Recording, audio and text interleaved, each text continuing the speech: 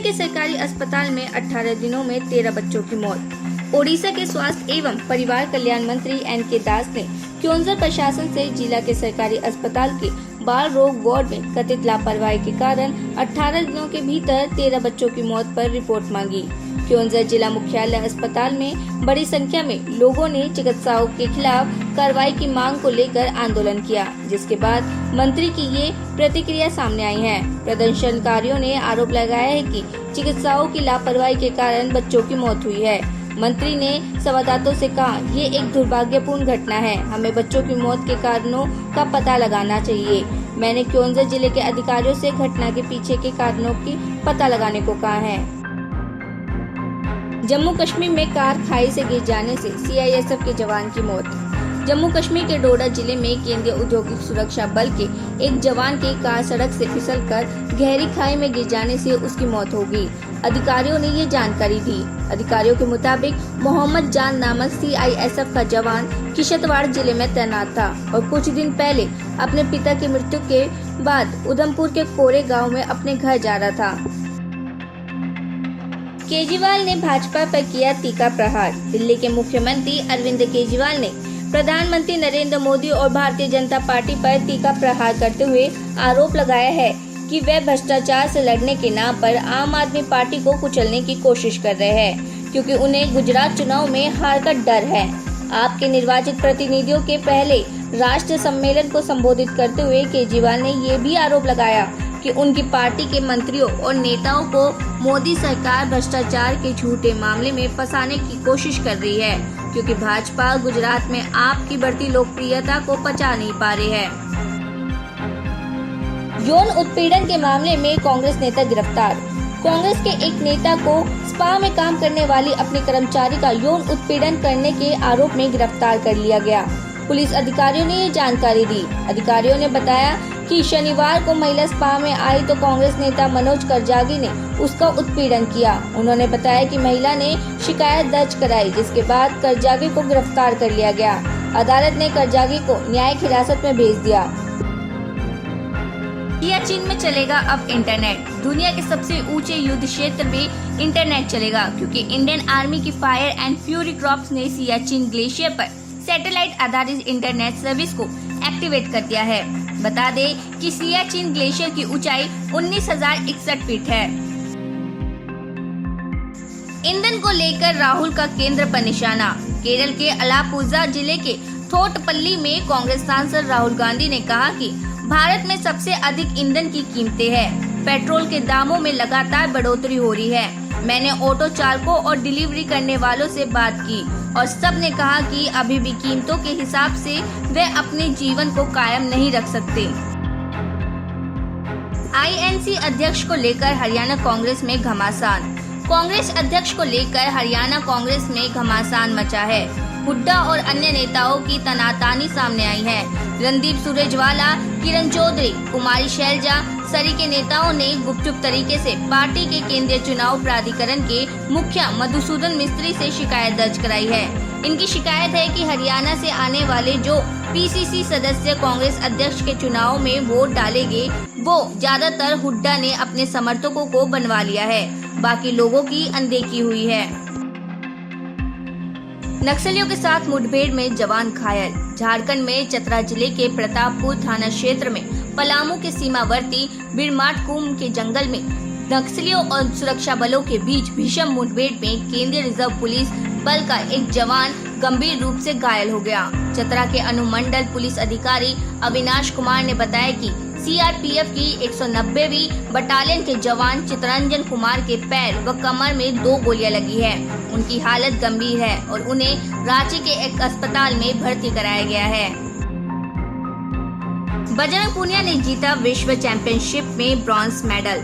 भारत के पुरुष पहलवान और ओलंपिक पदक विजेता खिलाड़ी बजरंग पुनिया ने एक बार फिर देश की झोली में मेडल डाला है। बजरंग ने विश्व कुश्ती चैंपियनशिप में 65 किलो भार वर्ग के मुकाबले में दमदार वापसी करते हुए कांस्य पदक अपने नाम किया। उन्होंने कांस्य पदक के मैच में पोर्टोरिको के सेबास्टियन रिवारे को कड़े मुकाबले में 11-9 से हरा दिया। ये बजरंग का विश्व चैंपियनशिप में कुल 4था पदक है। इससे पहले वे 3 बार और पदक जीत चुके हैं।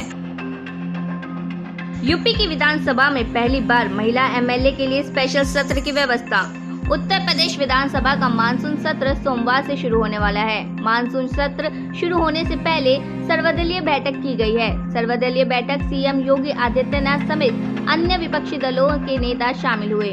विधानसभा का मानसून सत्र इस बार खास होने जा रहा है, क्योंकि इस बार मानसून सत्र का एक दिन सिर्फ महिलाओं के नाम होगा। विधानसभा अध्यक्ष सतीश महाना ने कहा कि 22 सितंबर को प्रश्नकाल के बाद पूरा समय महिला सदस्यों को चर्चा के लिए समर्पित करने का फैसला किया है।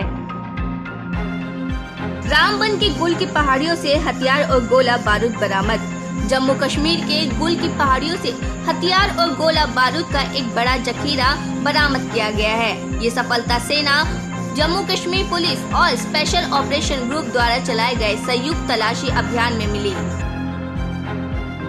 हरियाणा में आड़तियों की अनिश्चितकालीन हड़ताल।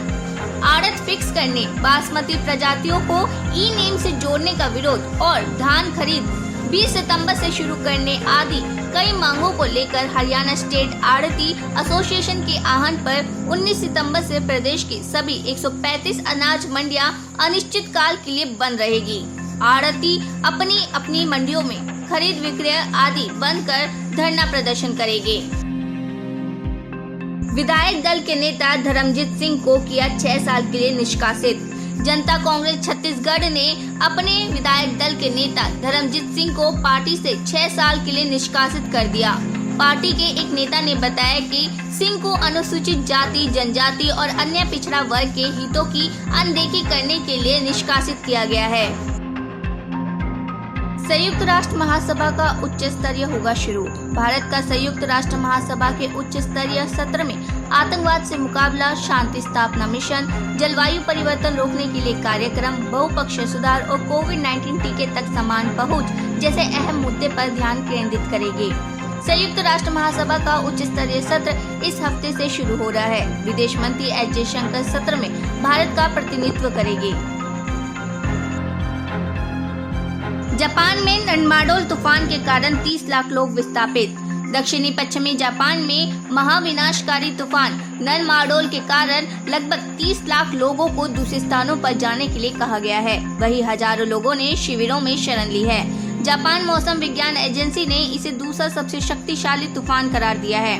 इसकी वजह से दक्षिणी क्यूशो क्षेत्र के कागोशिमा, कुमामोटो और मियाजाकी में खतरा पैदा हो गया है।